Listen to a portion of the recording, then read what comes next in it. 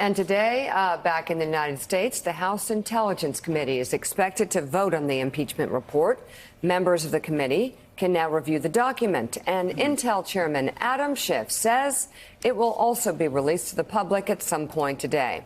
If the committee votes to adopt the report, it will be sent to the Judiciary Committee. At the same time, Chairman Schiff also told MSNBC last night that his panel's investigation of the president doesn't stop after tonight's vote. That's not the end of our investigation. So even while Judiciary does its work, we will continue investigating. We're continuing to issue subpoenas. We're continuing to learn new information. That work goes on. Meanwhile, House Republicans are hitting back with their own minority report, arguing that Democrats have failed to establish that President Trump committed any impeachable offenses.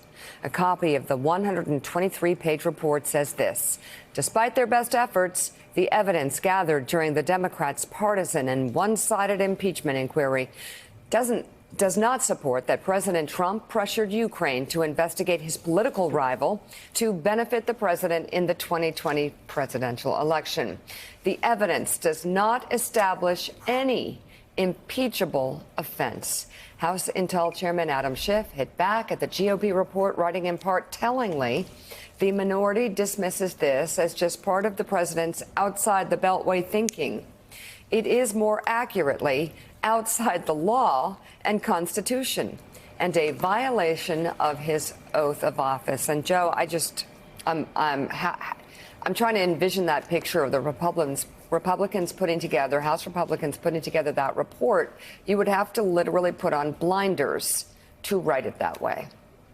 Well, you actually would just have to go into it going, I'm gonna lie. This guy's guilty as hell. He's as guilty as hell. We can't argue the facts because the facts aren't on our side. We can't argue the law because the law's not on our side. We just have to argue. And that's all they've been doing. They've been making fools of themselves over the weekend. They've been adopting, as we said, Vladimir Putin's talking points that the intelligence community warned them was part of a Russian propaganda effort. But they were so desperate to defend the president of the United States instead of the United States of America itself that they actually pushed these talking points, which I think, Willie, it begs the question at this point in the proceedings. The Democratic Party and Nancy Pelosi, and I certainly understood this, they wanted to narrow the focus to Ukraine. They wanted to do that to keep it simple. The president clearly violated his oath of office, and what he did, it was easily proven. It's been proven over the past several weeks. He committed bribery. He bribed a foreign leader, said, listen, I will actually give you $400 million in military aid, but you have to give me dirt on my political opponent. He got caught red-handed. The Republicans aren't doing anything about that. So the question is this: if they're going to act in such bad faith that they're now assets of Russia using, again, Vladimir Putin's propaganda that the intel communities, all 17 intel agencies have struck down, why not expand this impeachment inquiry? Why not bring up the illegal payoff to Stormy Daniels a week or so before the election that has a man sitting in jail who helped orchestrate that illegal payoff? Because that illegal payoff would have landed any senator, would have landed any member of Congress, would have landed any candidate for any federal office in a federal penitentiary. So why don't they expand it to those illegal acts, to the 10 acts in the Mueller report that very clearly laid out obstruction of justice? Why not show the American people the full breadth and the full scope of Donald Trump's corruption, especially coming on the heels of an attorney general trying to run roughshod over, an inspector general's upcoming report, an attorney general who's lied to Congress already, committed. There is nothing but lawlessness in this administration. Shouldn't the United States Congress go on record and really show the American people the full width of this corrupt corrosive administration? Well, the Democrats in the House, the plan had been to get a vote before the end of the year. That's going to be tough now already, based on the schedule that they've laid out, with Judiciary now bringing in some more witnesses,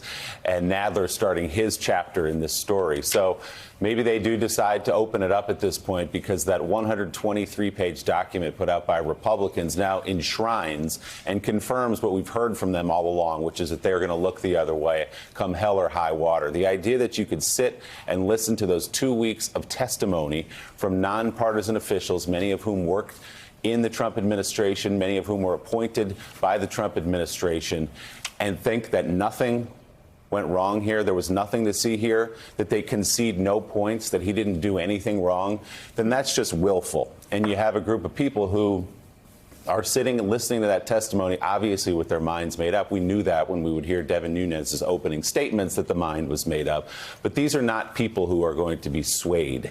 There were not people, perhaps, who were ever going to be swayed.